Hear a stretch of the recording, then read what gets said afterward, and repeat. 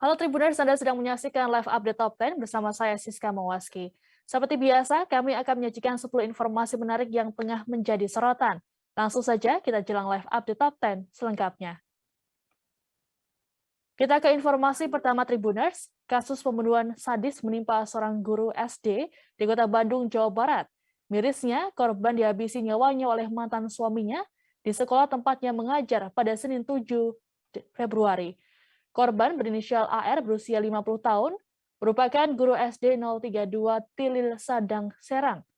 AR dibunuh oleh mantan suaminya berinisial N saat hendak masuk ke ruang kelas. Peristiwa ini berawal ketika AR tengah berjalan, kemudian dirangkul oleh N. Tak disangka N langsung menikam perut korban menggunakan pisau yang dibawanya. Rekan kerja korban bernama Prihatna menuturkan sebelum kejadian naas, korban dan pelaku sempat terlibat cekcok pada Jumat 4 Februari. Kala itu keduanya sampai didamaikan oleh pihak kepolisian. Prihatna menjelaskan cekcok tersebut disebabkan pelaku yang tak terima karena tak dilibatkan dalam acara pernikahan anaknya yang sedianya digelar pada 12 Februari mendatang. Seusai beraksi, pelaku tak kabur dan justru berdiam diri di lokasi kejadian. Pelaku N bahkan mengancam penjaga sekolah dan menyatakan tak takut serta siap menyerahkan diri ke polisi. Korban pun tewas di lokasi kejadian. Sementara itu, berdasarkan keterangan polisi, pelaku punya beberapa motif. Satu di antaranya ingin rujuk lagi namun ditolak oleh korban. Pelaku dan korban yang sudah dikaruniai 2 anak ini resmi bercerai pada 2007 silam. Aksi pelaku juga membuat anak sulungnya tak habis pikir serta merasa sangat sedih. Pelaku diketahui merencanakan aksi pembunuhan ini dan sengaja menunggu korban di warung depan sekolah. Kalau berdasarkan kita fakta-fakta yang ada, dengan saksi-saksi, ya, dugaan kuat ini memang direncanakan, ya. Karena apa? Sebelumnya sudah ada musyawarah, ya, keluarga di fasilitas sekolah sekitar 3 sebelumnya, ya. Namun yang bersangkutan mungkin kurang puas, akhirnya pada Senin tersangka ini menunggu di pintu gerbang di luar di tempat para pedagang berjualan, ya, menunggu korban masuk ke sekolah. Berarti tersangka sudah bawa pisau niat untuk menghabisi atau hanya menakuti korban? Berdasarkan fakta sudah ada niat. Pisau dibawa dari mana? Dan sendiri sudah ada calon belum? Nah, ini ya tersangka memang mari kita dalami, ya. Kita masih mendalami ini pisau dari mana, yang jelas ini ada padanya, ya. Masih terkait dengan pembunuhan Tribuners, seorang gadis berusia 16 tahun di Kampung Paluh, Kecamatan Mempura, Kabupaten Siak, Riau, mengalami nasib naas karena diperkosa dan dihabisi nyawanya oleh mantan kekasihnya. Jasad korban kemudian dikubur oleh pelaku di area kebun sawit. Penemuan jasad korban terjadi pada Minggu 6 Februari setelah ayah tirinya mencium bau busuk. Polisi mengatakan pelaku ditangkap di hari yang sama saat penemuan jasad korban. Pembunuhan ini berawal ketika korban VRM hendak meminjam uang sebesar Rp500.000 kepada temannya berinisial AM melalui pesan Facebook. Namun ternyata kala itu ponsel AM dipegang oleh pelaku SAS. Pelaku lantas meminta korban untuk chatting dengannya melalui Facebook pribadinya. VRM tak curiga lantaran sudah mengenal SAS, terlebih keduanya sempat menjalin kasih selama 3 bulan. Korban lantas diminta menjemput SAS di rumah AM, kemudian pelaku mengajak ke kebun sawit. SAS yang merupakan remaja putus sekolah ini beralibi bahwa uang Rp500.000 itu akan diberikan apabila VRM mau bertemu dengan ibu pelaku di kebun sawit. Naas, VRM malah dicekik hingga tak berdaya. Pelaku lantas melancarkan aksi bejatnya, yakni memerkosa korban. Setelah puas, SAS menyayat nadi korban dan menguburkan tubuh gadis tersebut di semak-semak. Polisi mengatakan motif SAS menghabisi nyawa korban karena ia takut aksi bejatnya ketahuan. Atas perbuatannya, pelaku dijerat dengan pasal soal pembunuhan berencana. Pelaku yang masih berusia 16 tahun ini terancam hukuman maksimal 20 tahun penjara atau pidana mati.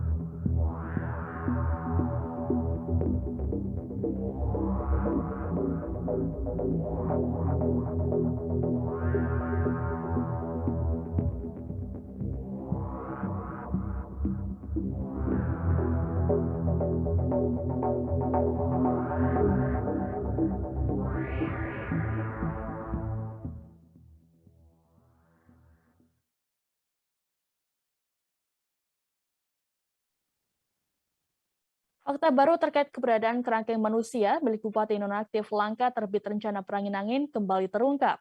Polisi menemukan sejumlah alat penyiksa hingga makam tahanan yang tewas. Kabid Humas Polda Sumut Komisaris Besar Polisi Hadi Wahyudi mengatakan, meski sudah menemukan lokasi pemakaman korban tewas, pihaknya masih enggan untuk membeberkannya. Hadi berujar dugaan kasus penganiayaan ini sejauh ini mengakibatkan 3 orang tewas. Diketahui para korban tewas antara kurun 2015, 2019, dan 2021. Dari hasil penyelidikan kepolisian, didapati pula bahwa ada tahanan yang mengalami cacat permanen akibat penganiayaan di kerangkeng tersebut. Korban mengalami cacat permanen di bagian telinga sebelah kiri karena digigit.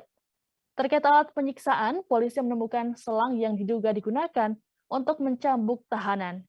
Hingga kini kasusnya masih dalam pengembangan. Sementara itu, terbit rencana akhirnya buka suara soal kerangkeng manusia di rumahnya. Ia mengatakan kerangkeng itu awalnya dipakai untuk membina anggota pemuda Pancasila pecandu narkoba. Terbit juga menyebut sudah banyak yang tahu tentang kerangkeng tersebut dan bukan lagi menjadi rahasia. Seiring berjalannya waktu, ada warga yang kemudian meminta anggota keluarganya untuk dikerangkeng. Hal itu disampaikan oleh Terbit saat menjalani pemeriksaan Komnas HAM di Gedung Merah Putih KPK Jakarta pada Senin 7 Februari. Sementara itu, Komisioner Pemantauan dan Penyelidikan Komnas HAM, Khairul Anna, membenarkan bahwa penghuni kerangkeng manusia di kediaman Terbit rencana dipekerjakan di perkebunan sawit tanpa diberi upah.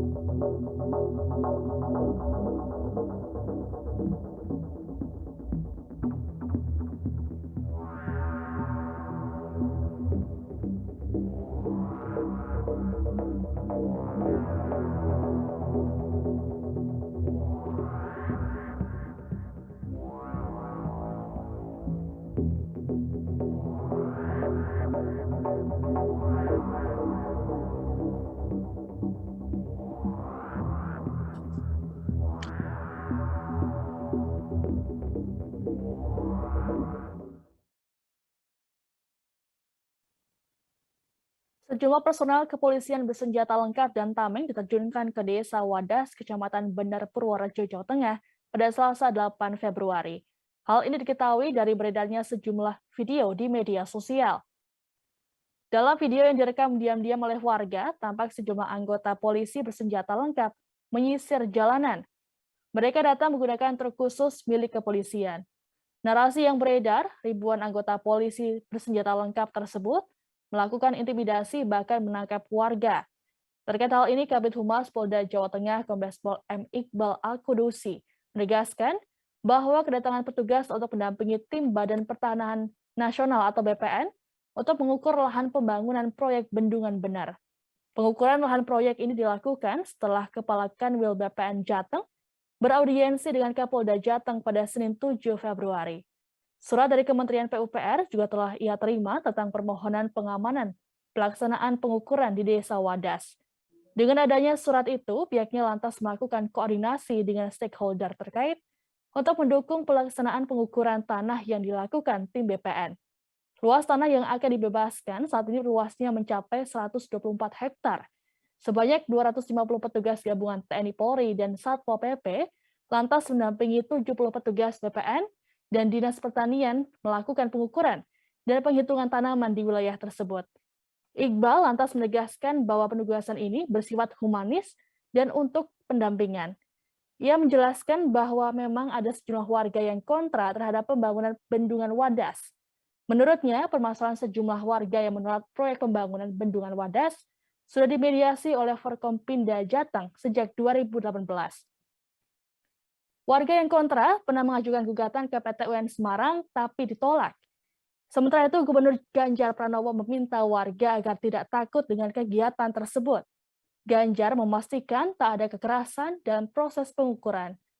Tagar Wadas Melawan kembali menggema di Twitter bahkan masuk trending topik. Hingga Selasa 8 Februari pukul 19.34 waktu Indonesia Barat, tagar tersebut masih menduduki peringkat teratas. Selain Twitter, sejumlah warganet juga memenuhi kolom komentar Instagram Ganjar Pranowo dengan tagar serupa. Sejumlah akun menarasikan bahwa terjadi kekerasan dan penangkapan oleh aparat kepolisian kepada puluhan warga. Terkait penangkapan, polisi mengatakan bahwa satu orang mengunggah foto kegiatan polisi di Mapolsek Bener dengan narasi negatif. Foto tersebut diunggah ke akun kontra pembangunan bendungan.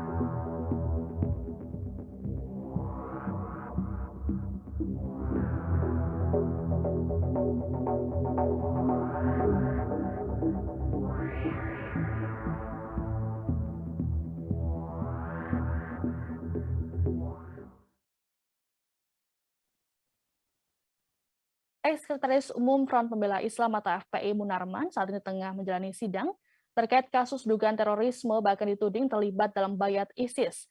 Dalam kesaksiannya pada sidang di PN Jaktim pada Senin 7 Februari, Munarman tegas membantah soal keterlibatannya. Munarman menanggapi saksi berinisial RS yang dihadirkan oleh JPU. RS kala itu menyebut bahwa ucapan Munarman dalam bayat di UIN Deli Serdang pada 2015 silam adalah bentuk dukungan berdirinya kekhalifahan di Suriah. Terkait hal tersebut, Munarman pun mempertanyakannya dan menyatakan tidak terima.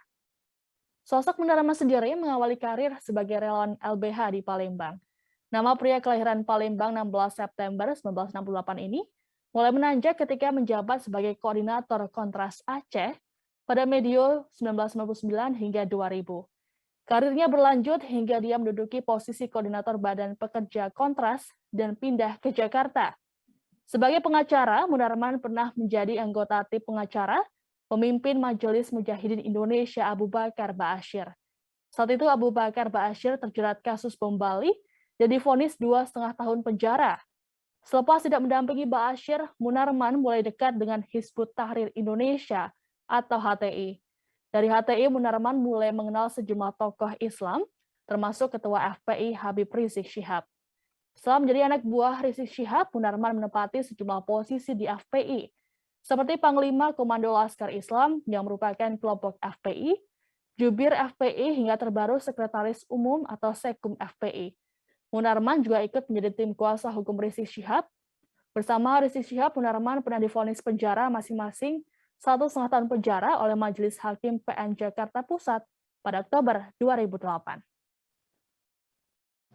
Gitu kan, nah relevansi habis itu mereka ngebom sana sini apa? Kalau yang dituduhkan adalah almarhum Ustaz Fauzan Al-Ansori atau yang di Makassar ya, atau Ustadz Basri masuk akal, karena kan jelas penjelasannya kan, memang ideologis gitu kan. Nah kalau Pak Munarman kan menjelaskan secara hukum, ini loh khilafah belum dilarang, ISIS daulah gitu kan, ya belum ada dasar hukumnya gitu kan. Jadi, dan itu juga dan ditekankan Pak Munarman. Ini artikel dari Bareskrim mengatakan bahwa ada celah hukum di sini karena tidak bisa dilarang waktu itu, gitu kan. Yang dijelaskan sama penjelasan Pak Munarman kan. Bukan berarti terus Pak Munarman menjelaskan begitu terus dikategorikan mendukung ISIS. Nah kalau itu penjelasan Pak Kabar Eskrim gimana waktu itu? Kan sama penjelasannya secara hukum gitu loh. Gitu. Jadi bagaimana bisa orang menjelaskan secara hukum terus bisa menginspirasi, merasa terus udah gitu itu kan sangat subjektif gitu kan, dan itu benar-benar menurut saya kalau penegakan hukum sistemnya seperti ini semua. Susi Air kini melayangkan somasi terhadap Bupati Malinau dan meminta ganti rugi sebesar 8,9 miliar rupiah. Hal ini imbas dari upaya paksa atau eksekusi yang dilakukan secara melawan hukum oleh pejabat dan petugas di hanggar Bandara Robert Atibesing pada 2 Februari lalu. Kuasa hukum Susi Air menilai kedua pihak, yakni pejabat dan petugas, memiliki tanggung jawab dalam persoalan Susi Air di hanggar Malinau. Mereka menduga penggunaan dan pengerahan tenaga dan perangkat Satpol PP oleh pemerintah Kabupaten Malinau merupakan tindakan melawan hukum. Selain itu, Visi Law Office menduga Satpol PP dan anggota Dinas Perhubungan Kabupaten Malinau telah bertindak di luar kewenangan. Tindakan itu dilakukan untuk mengeksekusi atau mengosongkan secara paksa area daerah keamanan terbatas bandara. Dalam pembelaannya, Visi Law Office menyebut anggota Satpol PP dan anggota Dinas Perhubungan Kabupaten Malinau dikerahkan secara berlebihan. Mereka juga disebut tetap memaksa melakukan eksekusi, meski Ops Susi Air menolak dan tak menandatangani berita acara eksekusi. Selain itu, pihak Susi Air juga menuntut ganti rugi operasional Susi Air sebesar 8,95 miliar rupiah akibat pembatalan penerbangan, biaya maintenance, dan pemindahan barang-barang. Sebelumnya, akibat adanya insiden pengusiran armada pesawat PT ASI Pujiastuti atau Susi Air dari hanggar Malinau yang dilakukan pemerintah setempat, jadwal operasional maskapai terganggu. Manajer operasional PT ASI Pujiastuti, Melina Sari, menyatakan akibat adanya polemik pengusiran ini, maka jadwal operasional penerbangan rute Bandara Robert Atibesing Malinau terganggu dalam 1 hingga 2 pekan mendatang. Hanggar Malinau merupakan basis perawatan pesawat Susi Air untuk seluruh armada yang beroperasi di Kalimantan.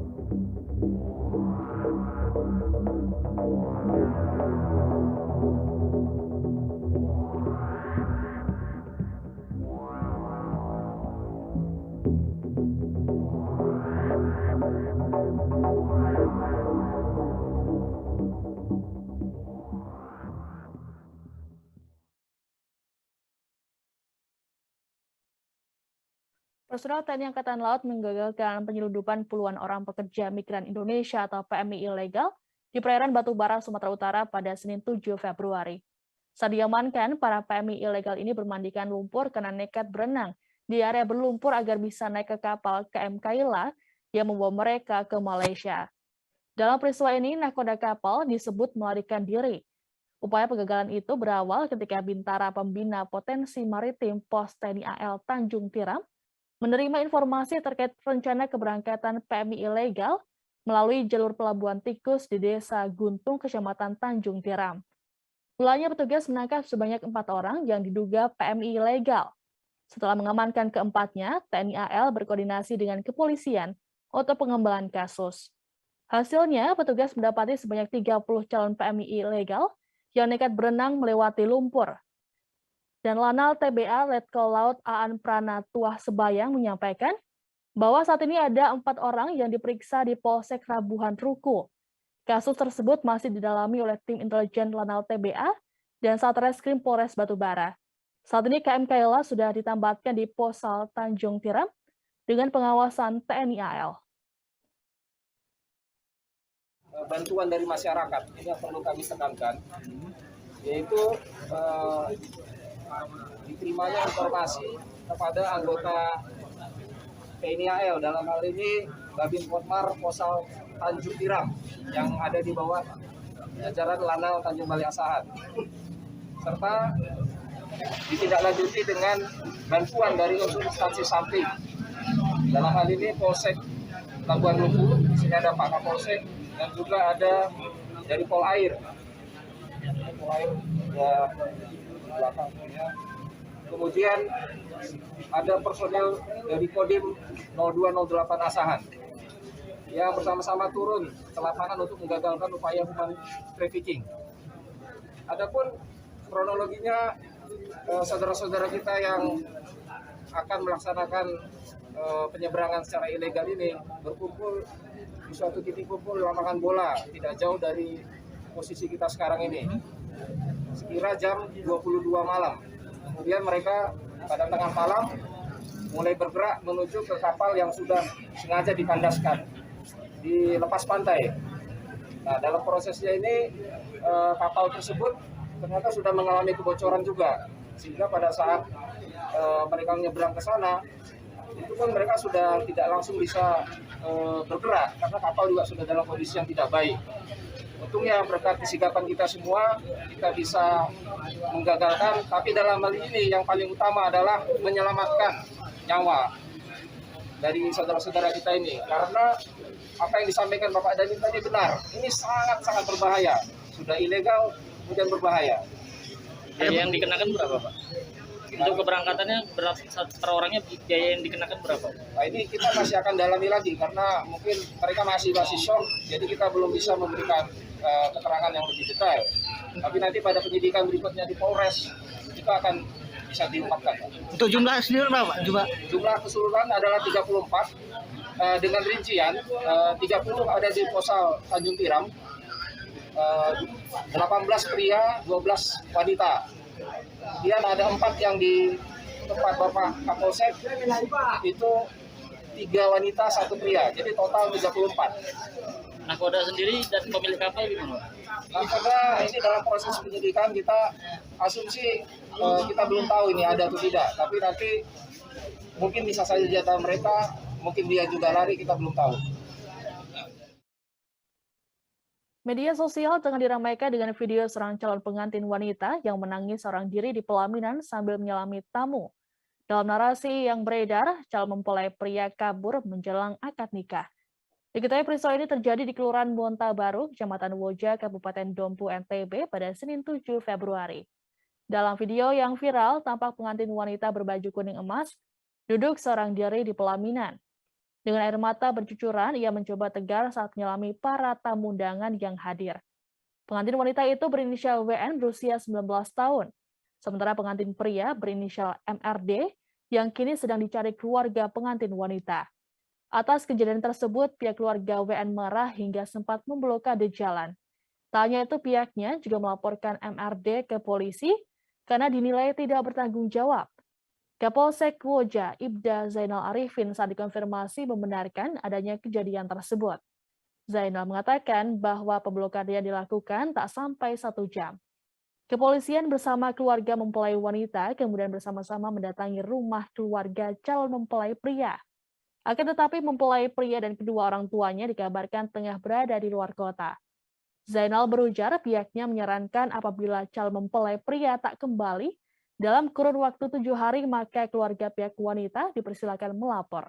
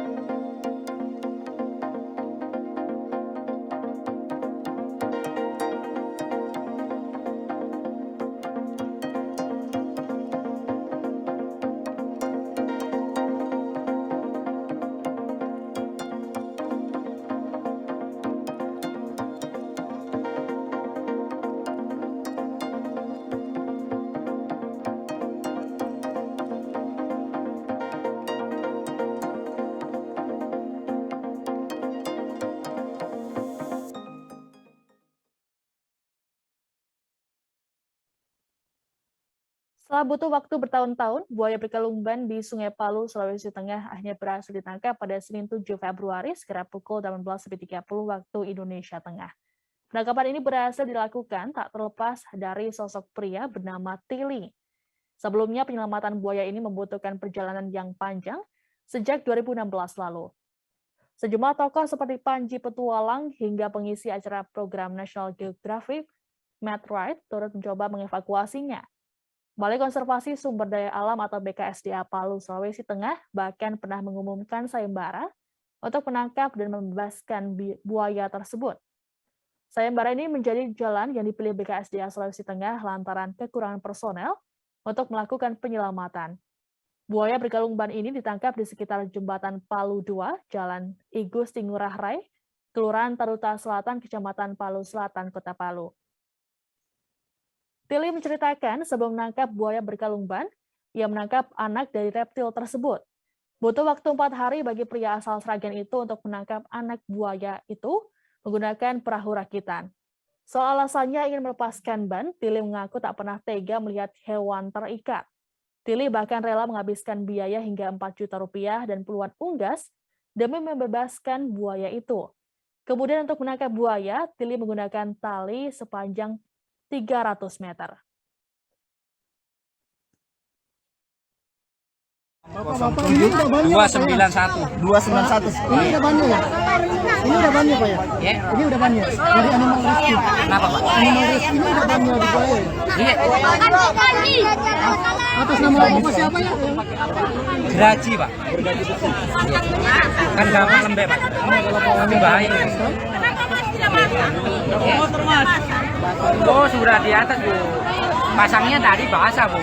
Pasangnya jam 3. Sekarang tinggal aku kasih kena saja. Saya di atas. Tidak ada yang turun di air. Mau dibunuh, enggak. Pak, Bapak fokus wawancara sama wartawan saja, Pak ya? Iya, Di iya. sebelah sini, Pak. Iya. Saya arahkan Bapak, soalnya ada teman-teman sini, Pak. Iya, Pak, ini nomornya saya. sebelah sini, Pak. Pak, cerita sedikit Pak, tadi proses penangkapannya seperti apa? Enggak lama, cuma orang di sini sudah diatur, Mas. Suruh mundur enggak mau. Jadi nunggu maghrib orang sepi baru makan. Pakai apa Mas? Pakai perangkap atau bagaimana? Enggak, saya tali saja, Mas. Kalau Tali buaya saja. itu tali semua. Saya keahlianku tali. Saya nanti contohkan di rumah. Dijerat di leher gitu ya? Iya, langsung kena leher. Tali saja. Sudah 3 kali kena ini. Terus ditarik ke atas? Enggak, tali sudah kuikat di pohon memang. Jadi enggak bisa ngelawan, saya sendirian tadi. Cuma saya minta tolong supaya cepat naik. Sendiri saya pasang. Mas berencana untuk tangkap buaya ini sudah berapa lama? Sudah 3 minggu Pak saya jalan di 3 minggu. Iya. Apa Sudah. yang mendorong Mas mau tangkap selamatkan buaya ini dari lilitan baru? Enggak, dulu kan susah juga Pak kalau belum kuambil anaknya. Memang saya lihat menderita. Tapi orang di sini bilang bukan menderita, itu masnya. Siapa bilang mas ini? Nah biar orang bodoh juga bilang, Bang, hah? Nah, ini bukan emas, tapi banyak orang ngeyel emas. Sampai suruh potong tangannya, itu kan udah masuk akal, logikanya di mana? Ada orang suruh potong tangannya kalau dibuka banyak. Sekarang bagaimana? Nah, kalau ketemu sama saya nanti, malu kan?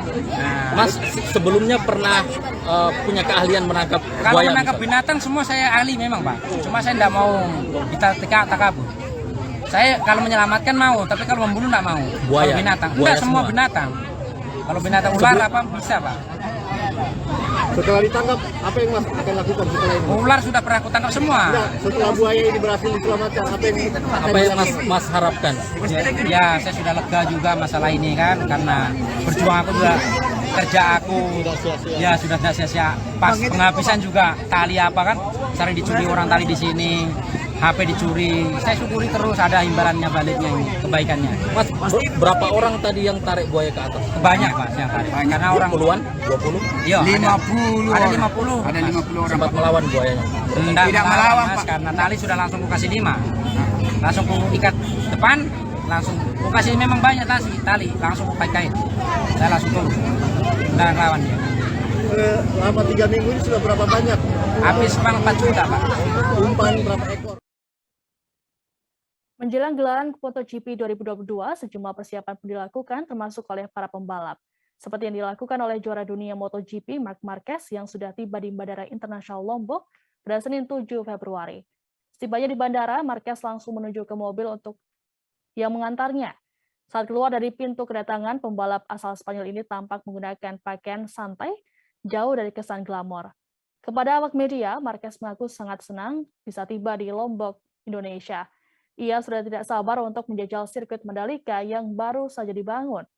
Sebelum bertolak ke Indonesia, Marquez terlebih dahulu melakukan tes di Sepang, Malaysia.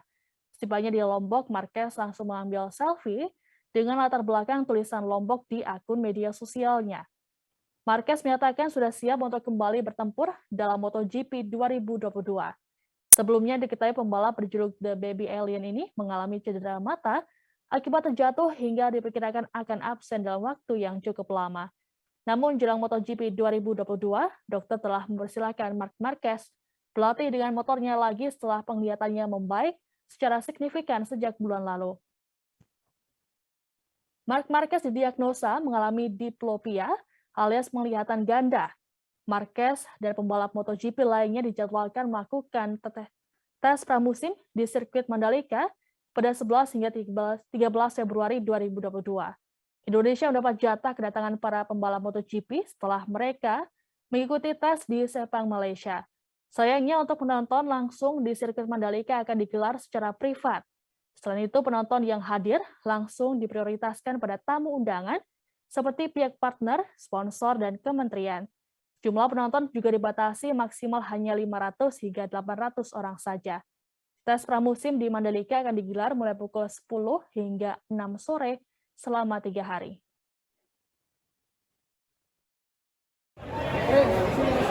Jordi, ponte primero. Jordi, ponte primero. Jordi, ponte primero. Ponte primero. El primero, tío, hay que aparcar. Excuse me, sir. So very happy to be here in Lombok and Indonesia, and we are looking forward to try the new circuit and of course come back in one more than a half. Bubble, Pak. Thank you. Thank you. Thank you, Marquez. Hello. Hello. Marquez. Thank you. Halo, Marquez. Informasi tadi sekaligus menutup jumpa kita dalam live update Top 10 kali ini. Jangan lupa untuk terus perbarui informasi Anda di kanal YouTube Tribun News. Saya Siska Mawaski pamit undur diri. Terima kasih dan sampai jumpa.